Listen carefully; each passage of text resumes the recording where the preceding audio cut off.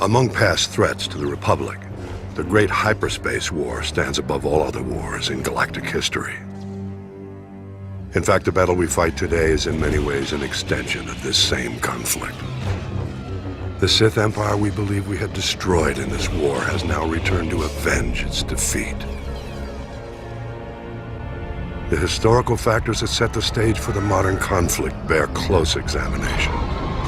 I believe the greatest factor of all may have been the way the Republic concluded the Great Hyperspace War. The Great Hyperspace War began at a time when the Republic had enjoyed millennia of peace, growth, and consolidation. In contrast, the Sith Empire was ending its centuries-long adolescent period. Undiscovered by the Republic, the Sith had conquered all of the star systems near Korriban.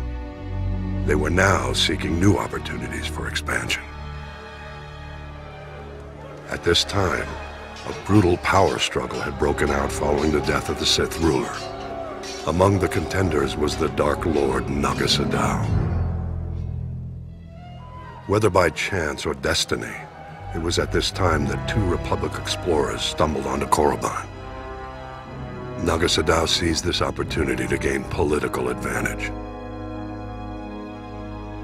The explorers were imprisoned as spies, but Naga Sadow staged an attack to liberate the explorers. He left evidence, suggesting the attack was a Republic military operation. Leveraging the widespread fear of an impending Republic invasion, Naga Sadow rallied the Sith to unite behind his cause, a preemptive strike against their newly discovered enemies. Eager for war, the people embraced Naga Sadow as their new ruler. His first act was to launch a vicious assault against the Republic. The Sith armies attacked on several fronts, including Coruscant itself. Naga Sadow commanded all his forces from a meditation sphere, suspended over a giant star. The initial onslaught overwhelmed the Republic's unprepared defenses. The Sith Empire's victory was almost assured, but as happened so often, the dark side turned upon itself. Naga Sadow was betrayed by his apprentice.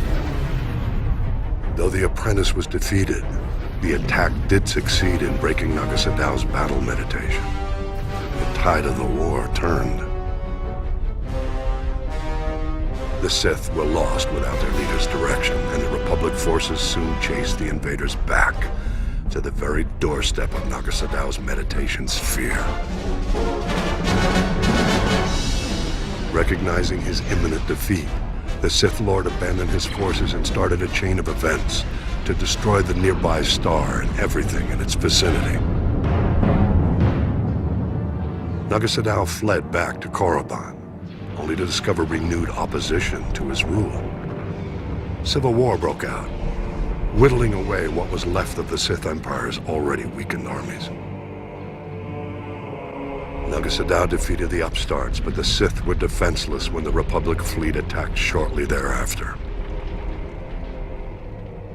As the Republic fleet wiped up what remained of the Sith military, Naga Sadow fled again, this time into permanent exile on Yavin 4.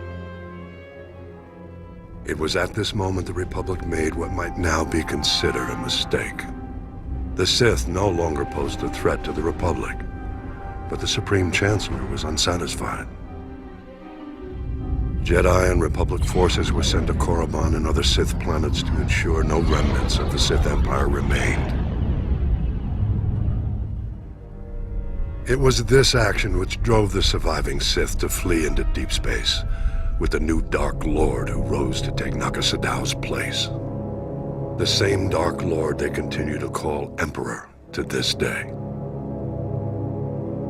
I believe this was why he led his people to rebuild their civilization on Drum and Kaz. And this was why they returned 13 centuries later to get revenge against the Republic. One must wonder how things might have been if the Republic had handled the end of the Great Hyperspace War differently. We mustn't forget, though, The conflict at the heart of the Great Hyperspace War and the war we fight today began even before the Sith Empire rose to power. I'll elaborate in the next holo record.